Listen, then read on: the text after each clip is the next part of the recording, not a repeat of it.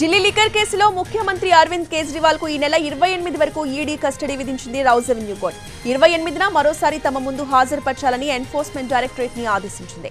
మొత్తం 6 రోజుల పాటు ఈడీ కస్టడీలో ఉండనున్నారు కేజ్రీవాల్.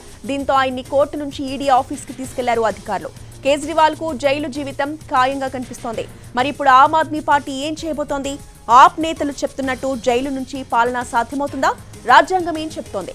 ఒకవేళ సాధ్యం కాకపోతే ఆమ్ ఆద్మీ పార్టీ తీసుకునే నిర్ణయం ఏంటి?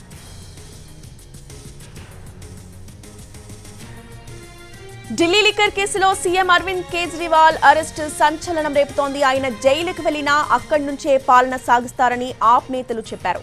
కేజ్రీవాల్ అరెస్టును ముందే ఊహించింది ఆమ్ ఆద్మీ పార్టీ.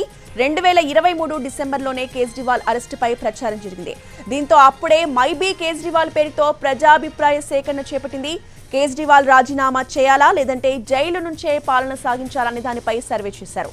కేజ్రీవాల్ సీఎం పదవికి రాజీనామా చేయాల్సిన అవసరం లేదని ఎక్కువ మంది అభిప్రాయపడినట్టు సమాచారం.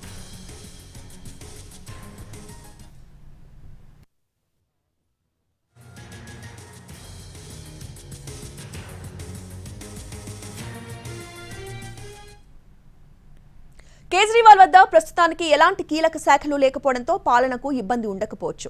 సీనియర్ మంత్రులు, అధికారులతో రోజువారీ సమావేశాలు, సమీక్షలు చేయడంలో కొన్ని సమస్యలు ఎదుర్కోవచ్చు. సీఎం అరెస్ట్ అయితే రాజీనామా చేయాలని, పాలనా పగ్గాలను వేరే వారికి ఇవ్వాలని చట్టంలో ఎక్కడా లేదంటున్నారు లీగల్ ఎక్స్పర్ట్స్. ప్రజా ప్రాతినిధ్య చట్టం 1951 ప్రకారం ప్రజాప్రతినిధిగా ఎన్నికైన వ్యక్తి దోషిగా తేలే వరకు పదవికి రాజీనామా చేయాల్సిన అవసరం లేదు. అయితే జైలు నుంచి సమీక్షలు, మంత్రివర్గ సమావేశాల నిర్వహణ రియాలిటీలో సాధ్యం కాదనే అభిప్రాయాలు మాత్రం వ్యక్తమవుతున్నాయి. అలా చేస్తే పార్టీలో, ప్రభుత్వంలో సంక్షోభ పరిస్థితులు ఏర్పడే ప్రమాదాలు కూడా ఉన్నాయి. కేంద్రం జోక్యం చేసుకుని ఢిల్లీలో రాష్ట్రపతి పాలన విధించే అవకాశం కూడా ఉంటుంది. దీంతో పాలన ఢిల్లీ లెఫ్టినెంట్ గవర్నర్ చేతుల్లోకి వెళ్తుంది. జైలుకి వెళ్లాల్సి వచ్చినప్పుడు చాలా మంది సీఎంలు పదవికి రాజీనామా చేసి తమ వారిని పదవిలో కూర్చోబెట్టారు. గతంలో బీహార్ సీఎం లాలూ ప్రసాద్ యాదవ్ జైలుకు వెళ్లగా పగ్గాలను తన భార్య రబ్రీదేవికి ఇచ్చారు. ఇక ఈ మధ్య జార్ఖండ్ సీఎం హేమంత్ సోరెన్ బాధ్యతల నుంచి తప్పుకొని తనకు ఆత్మీయుడైన చెంపై సోరెన్ కు బాధ్యతలు అప్పగించారు. ఒకవేళ కేజ్రీవాల్ పదవిలో కొనసాగితే జైలు నుంచి పాలన సాగించిన తొలి సీఎంగా రికార్డు సృష్టించనున్నారు.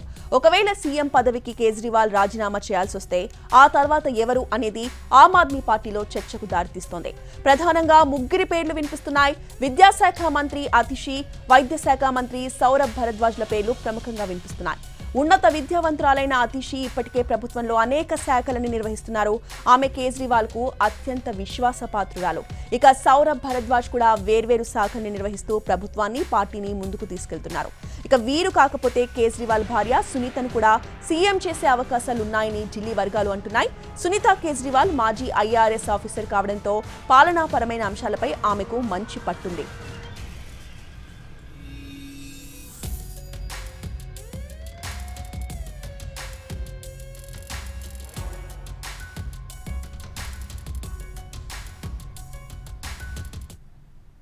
రాజ్యాంగంలోని 361 అధికరణ ప్రకారం రాష్ట్రపతి, రాష్ట్ర, కేంద్రపాలిత ప్రాంతాల గవర్నర్లకు వారి పదవీ కాలం పూర్తయ్యేంత వరకు ఎలాంటి సివిల్, క్రిమినల్ ప్రొసీడింగ్స్ జరగకుండా రక్షణ ఉంటుంది. అధికార విధుల నిర్వహణకు ఎలాంటి అడ్డు ఉండదు. అయితే ఈ వెసులుబాటు ప్రధానమంత్రికి కానీ, ముఖ్యమంత్రులకు కానీ లేదు. రాజ్యాంగంలోని సమానత్వ హక్కు చట్టం ప్రకారం ముందు అందరూ సమానమేనన్న పరిధిలోకే వారు కూడా వస్తారు. అయితే అరెస్ట్ అయ్యారనే ఏకైక కారణంగా పదవి నుంచి ఆటోమేటిక్గా డిస్క్వాలిఫై అవ్వడం ఉండదు. జైల్లో ఉంటూ తన బాధ్యతలను నిర్వహించడం ఆచరణ సాధ్యం కాదు.